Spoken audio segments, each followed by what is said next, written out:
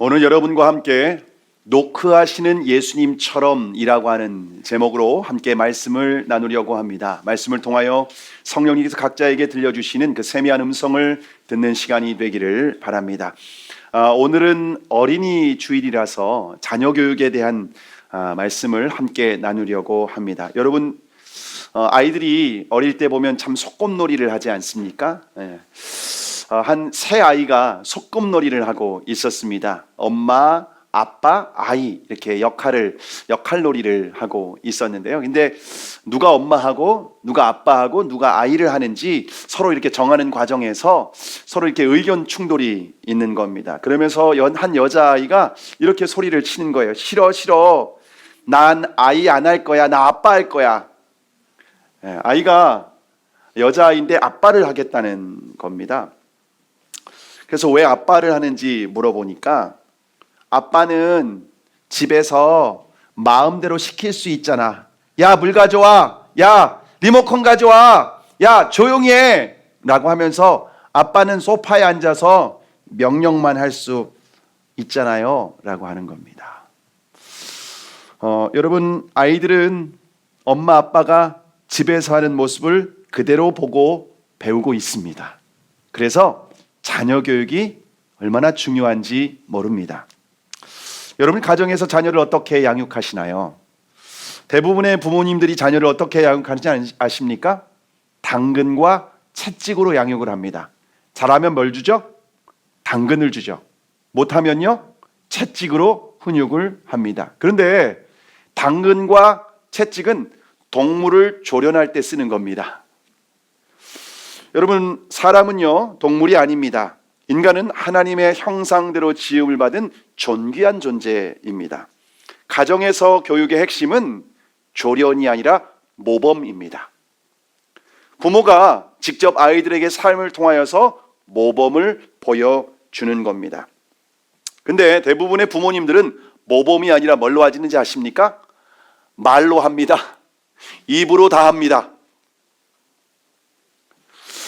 여러분, 부모는 말이 아닌 삶을 보여줘야 됩니다. 그리고 자신이 자녀를 양육한 것을, 그 결과를 하나님 앞에서 책임지게 되는 것입니다. 그러면 자녀를 어떻게 양육해야 될까요? 첫 번째로 자녀를 노엽게 하지 말아야 합니다. 오늘 본문 4절의 말씀 우리가 함께 읽겠습니다. 시작. 또 아비들아, 너희 자녀를 노엽게 하지 말고 오직 주의 교훈과 훈계로 양육하라.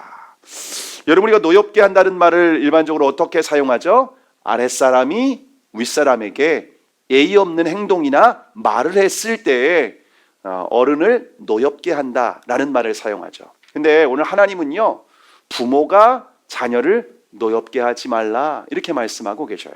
여러분, 실제로 자녀가 부모를 노엽게 하는 것보다 부모가 자녀를 노엽게 하는 경우가 훨씬 더 많이 있습니다. 자, 그러면 왜 자녀가 노여워할까요? 왜 분노하게 되는 걸까요? 그것은 부모님이 자녀에게 대하는 비인격적인 말과 행동 때문입니다. 부모님이 다른 사람에게는 화를 내지 않아요. 굉장히 예의 있게, 그리고 인자하게, 그리고 아주 겸손하게 얘기를 하는데 자녀에게만큼은 예의가 없어요.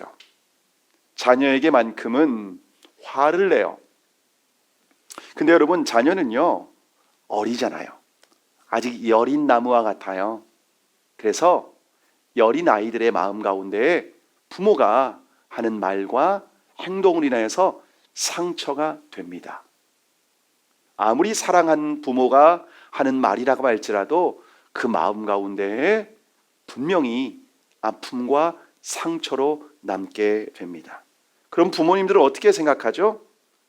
내가 낳은 자식한테 내가 이런 말도 못하냐? 하면서 자신의 이 무례함을 정당화하는 것을 볼 수가 있습니다. 여러분, 물론 부모가 자녀를 임신하고 출산하고 양육까지 했죠. 그래서 부모가 아니면 자녀가 이렇게 성장할 수 없는 건 사실입니다. 그런데 그 자녀가 그렇다고 해서 내 소유일까요? 시편 127편 3절의 말씀 함께 읽을까요? 시작. 보라, 자식들은 여호와의 기업이요 태의 열매는 그의 상급이로다. 여러분, 자녀는 부모의 소유가 아니라는 거예요. 여호와의 기업, 다시 말하면 하나님의 소유라는 겁니다. 기업이라고 하는 말은 하나님이 정말 아끼시고 소중히 여기시고 성장시키는 하나님의 보물과 같은 존재가 바로 우리의 자녀라는 거예요. 그래서 하나님께서 저와 여러분에게 우리 가정에 그 소중한 보물과 같은 자녀를 양육해달라고 잠시 맡겨주신 거예요. 그래서 부모는 청지기라고 하는 마음으로 이 자녀를 양육해야 됩니다. 그래서 하나님께서 맡겨주신 자녀를 절대로 함부로 대해서는 안 돼요. 인격적으로 존중해야 돼요. 만약 부모가 자녀에게 무례하게 비인격적으로 그렇게 대할 때에는요, 어린아이라 할지라도요, 다 알아요. 다 느껴요. 다 새겨져요. 다 남아요. 그리고 나중에 내가 뿌린 대로 그 열매를 거두게 됩니다. 왜냐하면 그것은 우리의 인생에 변하지 않는 법칙이기 때문에 그렇습니다. 2000년에 온 국민을 떠들썩하게 충격에 빠뜨린 사건이 있었는데요. 아버지는 명예를 생명처럼 소중하게 여기는 고위급 장교 출신이었고요. 엄마는 명문대학을 졸업한 여자분이었습니다. 그 가정에는 2명의 아들이 있었는데요. 겉으로 볼 때는 부러울 것이 없는 참 행복한 가정이었습니다. 근데 그 부부가 평생을 원수처럼 싸우고 살았습니다. 식사 시간이 되면 아버지는 밥을 들고 방으로 들어가는 거예요. 그러면 엄마는 아이들에게 험한 말을 쏟아 부어 가면서 같이 아이들은 그 말을 들으며 식사를 하는 겁니다. 어머니는 자식들에게 너희는 내 족쇄다. 내가 너희들 때문에 이혼을 못해. 라고 하면서 아이들이 듣기 거북한 말을 계속 쏟아냅니다. 아버지는 직업상 한 달에 한 번씩 집에 오는데 그러다 보니까 아이들하고 관계가 그렇게 좋지는 못했습니다. 큰아들은 공부를 못했지만 작은 아들은 모범생이었습니다. 그래서 부모가 하라는 대로 공부를 해서 결국 둘째 아들은 명문대를 들어가게 되죠. 그런데 아버지가 자식들에게 항상 비인격적인 말을 쏟아내는 겁니다. 사내 놈들이 왜 그 모양이야? 이 군뱅이 같은 자식들. 니들이 뭐 잘하는 게 뭐가 있어? 공부나 해라. 사회에서 너희 같은 놈들은 나고자야. 이런 말을 그냥 거침없이 자녀들에게 쏟아내는 겁니다. 어머니는 자식들에게 또 이런 말을 쏟아냈다고 합니다. 싹수가 노랗다. 나가 죽는 게 낫다. 차라리 나가버려라. 이렇게 부모가 돌아가면서 폭언을 일삼았습니다. 뭐 그렇게 폭언을 들은 것이 겉으로 상처가 나지는 않잖아요.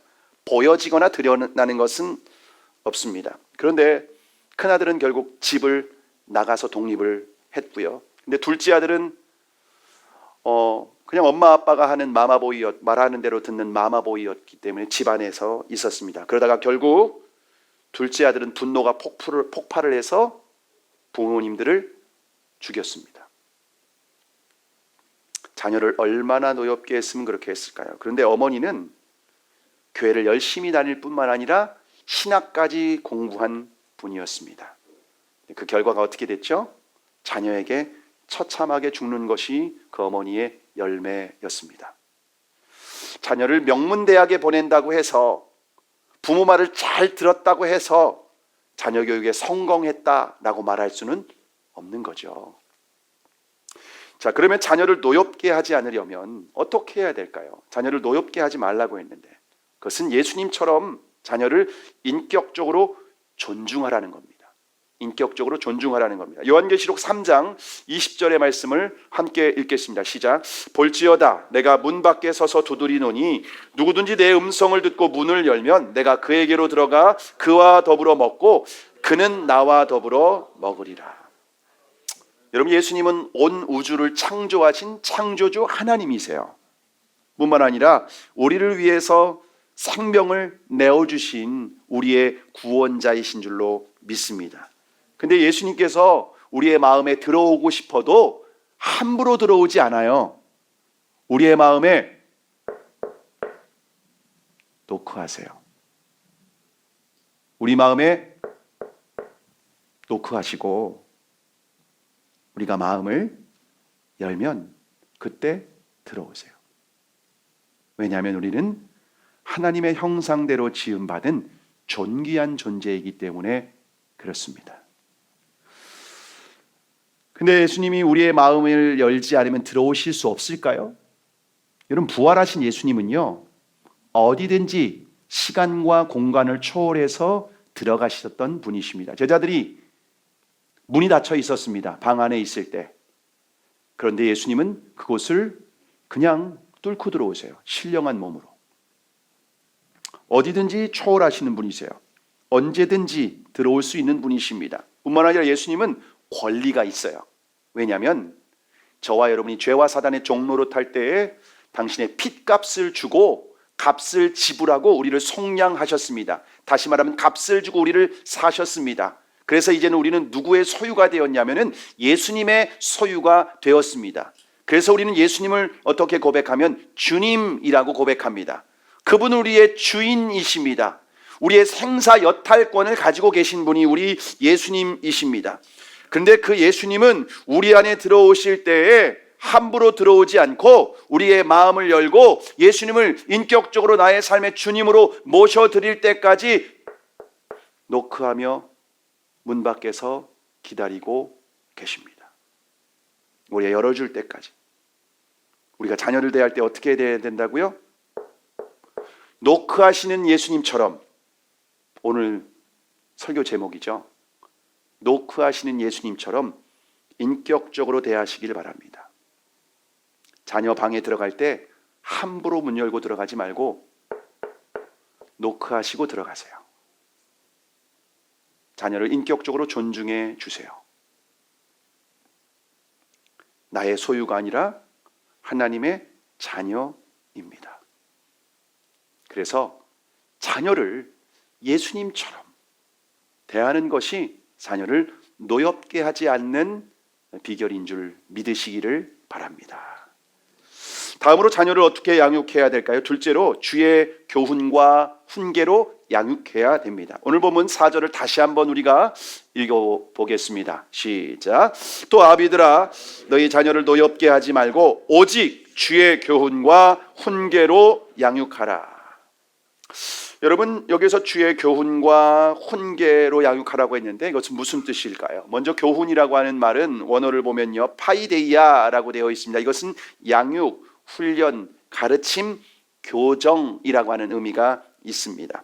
이 훈련의 개념이 좀 강해요. 자녀를 잘 훈련시키는 겁니다. 훈련을 통해서 바르게 성장할 수 있도록 도우라는 거죠. 또한 훈계는 원어로 보면 누데시아라고 되어 있는데요. 이것은 훈계, 경고, 권면이라고 되어 있습니다. 모르는 것을 깨우쳐주는 개념. 부모는 두 가지입니다. 자녀를 잘 훈련시키는 거예요. 그리고 두 번째는 모르는 것이 있으면 가르쳐주는 겁니다. 모르니까, 아이기 때문에 모르는 게 너무나 많이 있지 않습니까? 그런데 우리가 여기서 정말 중요하게 전제되어야 될 것이 있습니다. 무엇인가 하면 바로 주의 교훈과 훈계로 양육하는 겁니다. 주의 교훈과 훈계로 양육하는 것입니다. 근데 부모님들이 흔히 하는 실수가 뭐죠? 자녀를 훈련시키고 자녀에게 모르는 것을 가르쳐 준다고 하는데 주의 교훈과 훈계가 아니라 나의 교훈과 훈계로 가르칩니다. 그렇지 않습니까? 내가 부모님에게 보고 배운 것, 익숙한 방법, 부모님이 나에게 어릴 때 대했던 그 방식이 내 안에 그게 너무 익숙한 거예요.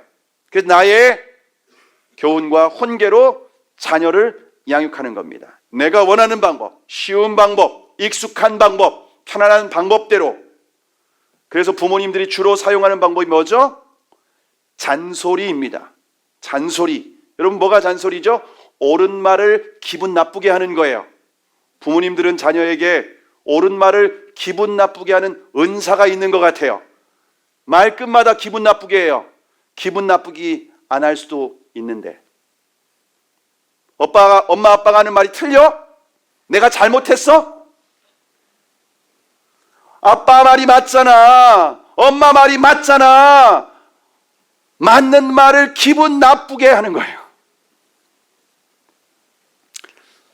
근데 잔소리는 전혀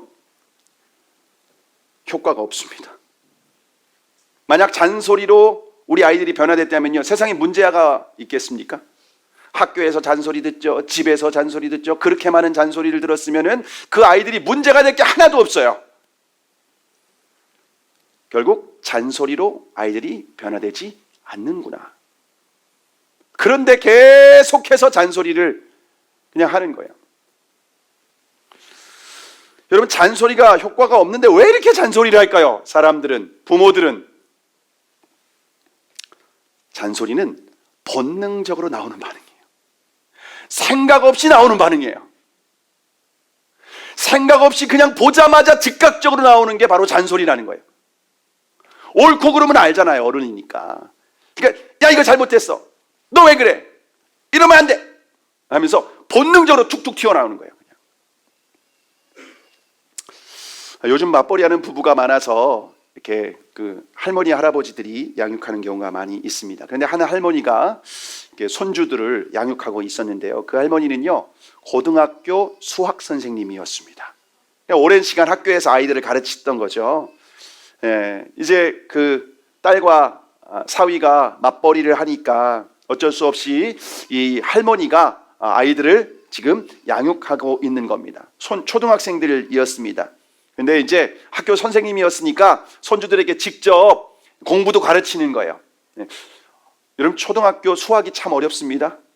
4학년, 5학년 돼도 못 풀겠어요. 근데 수학 선생님이었으니까 얼마나 잘 가르치겠습니까? 그런데 아이들을 가르치는데 틀리면 손등을 때리는 거예요. 손등을 탁탁 때리는 거예요. 옛날에 그렇게 때렸잖아요. 저도 많이 맞아봤어요. 그렇게 때리는 거예요. 그리고 아이가 잘못을 하잖아요. 소리를 지르는데 옆집에 다 들려. 옆집에 다 들릴 정도로 큰 소리로 소리를 지르는 겁니다. 애가 이제 쉬는 시간 같아 친구들하고 이제 놀이터에서 놀 때가 있지 않습니까? 그러면은 통제가 얼마나 심한지 그냥 애가 놀다가도 지금 몇 시예요? 지금 몇 분이에요? 왜냐면은 1분이라도 늦으면 할머니한테 혼나니까. 아이가 학원을 가기 위해서 아파트에 내려와서 이제 학원차를 기다리는데 뭐 기다리다 보면은 아이들이 친구들하고 옆에서 놀 수도 있고 그렇게 할 수 있는 거 아니겠습니까? 그런데 옆에서 친구들하고 줄을 서 있지 않고 놀고 있으면은 그 창문을 열고 바라보면서 소리를 지릅니다. 아파트가 떠나가도록 줄 안 서 있냐고, 뭐 하고 있냐고. 여러분, 할머니가 손자, 손녀를 얼마나 사랑하겠습니까? 눈에 넣어도 아프지 않겠죠. 근데 그 손자가 뭐라고 했는지 아십니까? 할머니 빨리 죽었으면 좋겠다. 할머니 빨리 죽었으면 좋겠다. 이게 교육일까요? 정말 나는 학교 선생님이니까 누구보다 잘 가르칠 수 있어 라고 가르치는데 그게 진짜 그 아이들을 위한 교육이었을까요? 근데 우리가 자녀들을 양육하다 보면 이런 실수를 얼마나 많이 하는지 모릅니다. 왜 그렇습니까? 나의 교훈과 훈계로 양육하기 때문에 그런 거죠. 주의 교훈과 훈계로 양육해야 됩니다. 그럼 주님의 교훈과 훈계로 양육하는 방법은 무엇일까요? 사랑으로 양육하는 겁니다. 요한일서 4장 16절의 말씀을 함께 읽어볼까요? 시작. 하나님이 우리를 사랑하시는 사랑을 우리가 알고 믿었느니 하나님은 사랑이시라. 사랑 안에 거하는 자는 하나님 안에 거하고 하나님도 그의 안에 거하시느니라. 하나님은 사랑이세요. 사랑 자체가 하나님이세요. 그래서 하나님은 사랑으로 우리를 양육하셔요. 사랑으로 우리를 인도하세요. 그래서 우리 다 자녀를 사랑으로 양육해야 돼요. 근데 부모가 자녀를 사랑하지 않는 부모가 어디 있어요? 다 사랑하죠. 그렇죠. 근데 문제는 뭘까요? 자녀가 사랑을 느끼게 하냐, 사랑을 못 느끼게 하냐, 이게 중요한 거죠. 부모는 사랑이라고 해요. 근데 자녀가 느낄 때는 할머니 죽었으면 좋겠다. 사랑을 느낀다는 걸까요? 못 느낀다는 거죠. 나를 미워한다라고 느끼는 거죠. 눈높이를 못 맞추는 거죠. 우리나라 초대 문화부 장관이었던 이어령 선생님이 계신데요.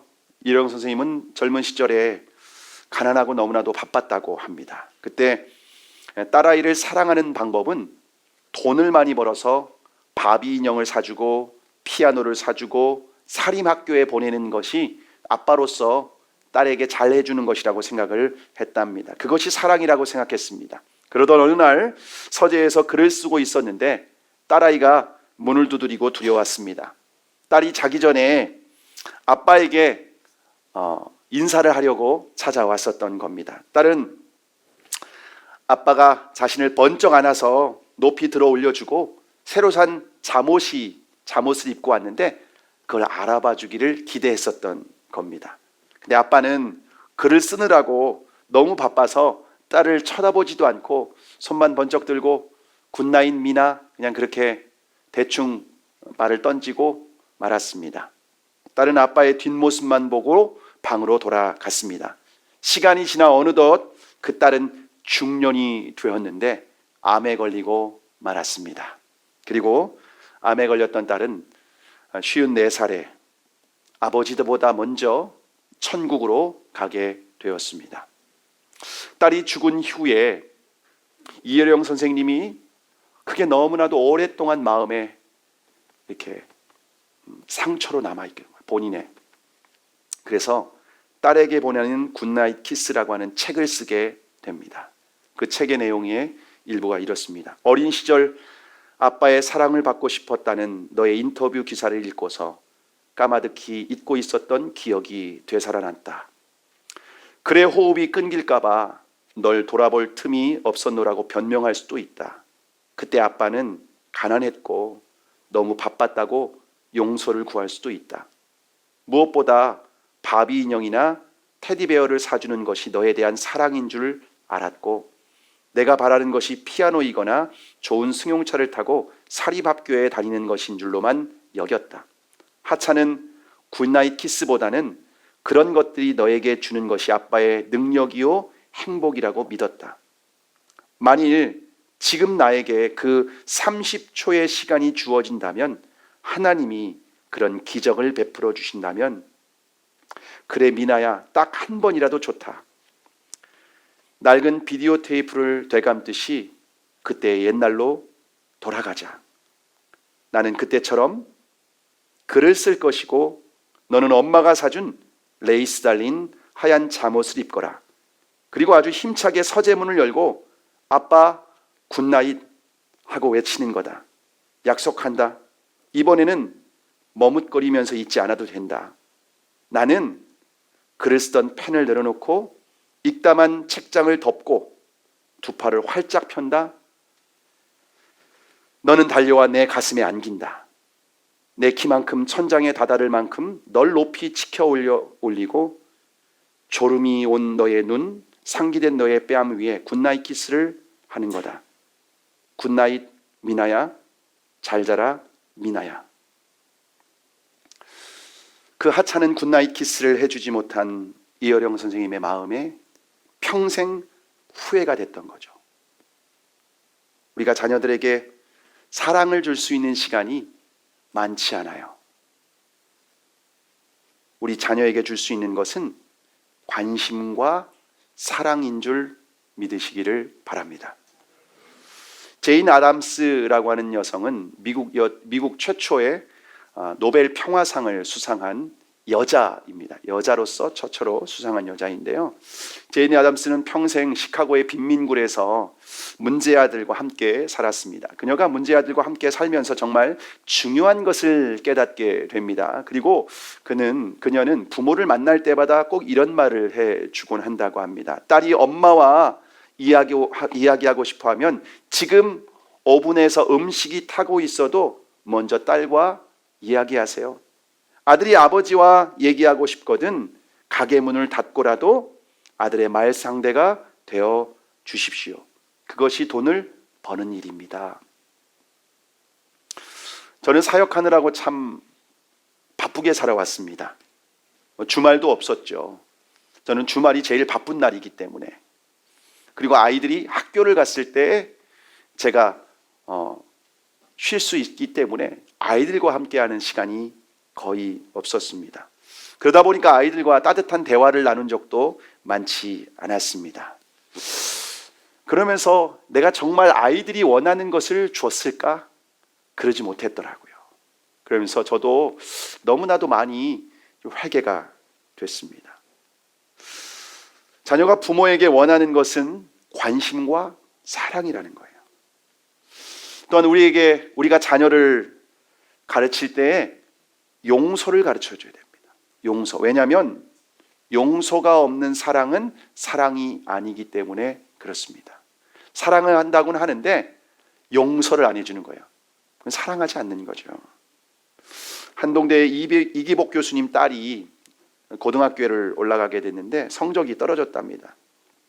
그래서 그 아이가 우울해하고 엄마한테 죄송해하는 표정으로 찾아왔을 때 꼭 안아주면서 이렇게 말했답니다. 난 널 성적과 상관없이 사랑해 라고 얘기를 해줬답니다.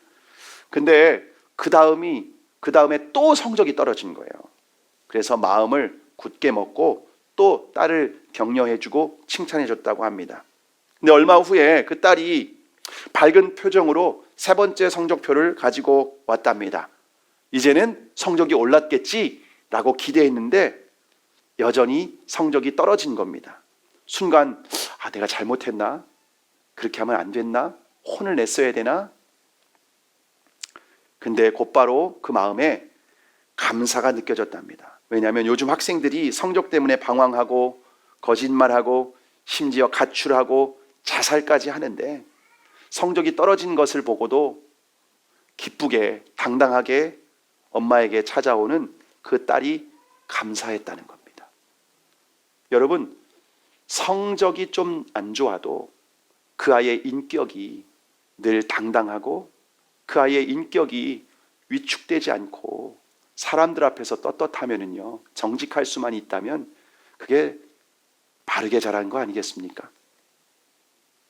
그런데 때로는 우리가 자녀라고 할지라도 용서가 안 될 때가 있어요. 자녀가 부모의 마음에 큰 상처를 줄 때가 있어요. 정말 자녀가 부모의 마음에 정말 배신감을 느끼게 할 때도 있습니다. 그럴 때 어떻게 해야 되죠? 그럴 때는 기도하면서 기다려야 됩니다. 1907년 평양 대부흥에 불씨가 된 길선주 목사님의 아들이 있었는데요. 술주정뱅이의 망난이였답니다. 그러다 보니까 목사님은 아들을 볼 때마다 책망하고 저주를 했답니다. 그래야 애가 좀 바뀌고 돌이킬 거라고 생각을 했었던 겁니다. 근데 아들을 다그치면 다그칠수록 더 삐뚤어져 나아가는 겁니다. 한 번은 미국 선교사님이 이 목사님에게 이렇게 말했답니다. 아들을 저주하지 말고 축복해 보세요. 그렇게 권면을 했답니다. 목사님은 그 말을 하나님의 음성으로 들렸답니다. 그래서 아들을 향한 노여움을 십자가에 못 박았습니다. 그리고 그 다음 날부터 100일 동안 매일 새벽 아들을 위해서 축복하며 기도했답니다. 그럴 때 아버지의 눈이 아니라 비로소 예수님의 눈으로 아들을 바라볼 수 있게 되었다고 합니다. 그리고 마지막 날까지 축복 기도를 했는데 100일 기도가 끝난 다음 날 아침에 술 취한 아들이 새벽 예배를 나오게 된 겁니다. 그리고는 그 예배에서 대성통곡을 하면서 회개를 하더랍니다. 그리고 그 아들의 삶이 변화되었습니다. 하나님은 자녀를 양육하는 모습을 보면서 사실은 때로는 우리 자신의 모습을 보게 하시기를 원하세요. 자식이 말을 안 듣고 고집을 부릴 때에 하나님은 나의 모습이 오버랩되게 하세요. 그럴 때마다 우리는 자녀를 탓하고 혼내고 왜 말을 안 듣냐고 하고 왜 이렇게 하냐고 하면서 우리는 자녀를 혼내고 합니다. 그런데 그 순종하지 않는 그 자녀의 모습이 바로 하나님 앞에서 나의 모습이라는 것을 깨닫게 하십니다. 제가 가끔 아이를 훈육하고 혼낼 때가 있습니다. 너 아빠하고 약속했는데 왜 안 지키는 거야? 너 몇 번이야? 언제 지킬래? 그렇게 하면은요, 하나님이 제 마음에 이렇게 말씀하시는 것 같아요. 너는 나와의 약속을 잘 지키고 있니? 제가 아이에게 너 왜 아빠를 이렇게 속상하게 하는 거야? 이것도 너무한 거 아니야? 그러면은 하나님이 제 마음에 이렇게 말씀하시는 것 같아요. 내가 너한테 하고 싶은 말이야. 하나님, 우리가 자녀를 양육하는 과정을 통해서 우리의 믿음을 연단하고 성장하기를 원하십니다. 자녀를 양육하는 가운데 힘들 때가 있어요. 여러분, 그럴 때 기도의 자리로 나아가세요. 그리고 주님께 물어보세요. 왜냐하면 내가 본능적으로 하는 말은 아이에게 도움이 전혀 안 되기 때문입니다. 상처만 주고 더 어긋나기 때문에 그렇습니다. 주님께 묻는 거예요. 주님, 제가 화가 나요. 주님, 제가 속상해요. 오히려 상처만 줄 것 같아요. 주님, 어떻게 해야 되죠? 그럼 주님이 우리의 마음 가운데 지혜를 주셔요. 그러면 주님께서 주시는 마음을 따라서 말을 하기도 하고 결정을 하기도 하고 여러분 행동으로 옮겨 보시기 바랍니다. 우리가 자녀를 양육할 때 필요한 것은 사랑과 용서 그리고 기다림입니다. 기다리며 기도해 주시기를 바랍니다. 그럼 하나님께서 그 인생을 책임져 주시고 하나님께서 그 인생을 통하여서 역사하시는 줄 믿으시기를 바랍니다. 말씀을 마치려고 합니다. 미국의 역대 대통령 중에서 가장 존경받는 대통령은 변함없이 아브라함 링컨이죠. 링컨은 노예제도를 폐지할 뿐만 아니라 게티즈버그 연설에서 민주주의의 핵심되는 아주 유명한 말을 남겼죠. 2분밖에 안 되는 연설인데 그것은 현대 사회에 아주 명언처럼 남겨져 있습니다. 국민에 의한 국민을 위한 이 말을 링컨이 남겼었던 겁니다. 그런데 링컨이 이처럼 위대한 업적을 남길 수 있었던 것은 바로 기도가 있었기 때문에 그렇습니다. 그래서 링컨의 별명이 뭔지 아세요? 백악관을 기도실로 만든 대통령입니다. 여러분, 미국이 지금 전 세계의 가장 큰 강대국이 될 때까지 링컨이라고 하는 한 사람의 기도가 있었고 그가 정말 그 나라를 이끌었었기 때문이라는 거죠. 그런데 링컨의 기도는 어머니로부터 영향을 받았었던 겁니다. 그래서 링컨이 이런 말을 남겼습니다. 나의 생활 전부와 또 내가 이렇게 되기까지는 어머니의 신앙과 기도 때문이고 앞으로 나의 장래 생활의 전부도 오직 천사 같은 나의 어머니에게 빚진 것이다. 여러분, 링컨 한 사람이 세워지기 위해서 어머니의 기도가 있었던 거고 링컨이 대통령이 된 이후에 그 나라를 이끌 수 있었던 것도 어머니의 기도의 영향을 보고 배웠기 때문이라는 것입니다. 지금까지뿐만 아니라 장래도 어머니의 기도가 그 인생에 영향을 미치고 있다.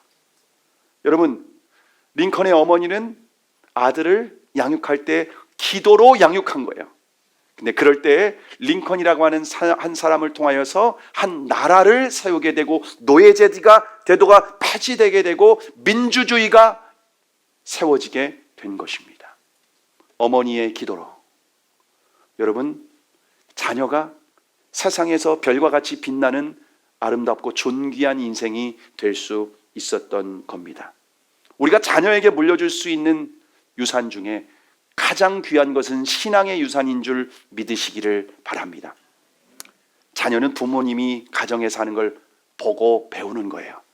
우리 엄마 아빠는 이런 위기 가운데 어떻게 이 위기를 이겨나가지?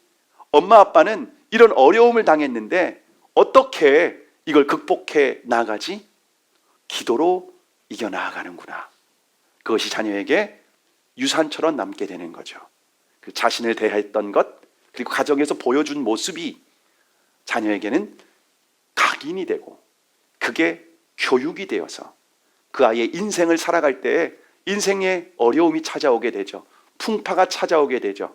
시험이 찾아올 수 있습니다. 그럴 때마다 부모님에게 보고 배운 그 기도의 유산을 가지고 하나님과 함께 그 인생 가운데 모든 어려움과 고난들을 극복해 나아가며 주님과 동행해 나아가는 인생이 될 줄로 믿습니다.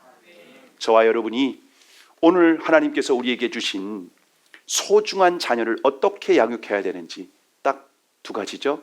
자녀를 노엽게 하지 말라.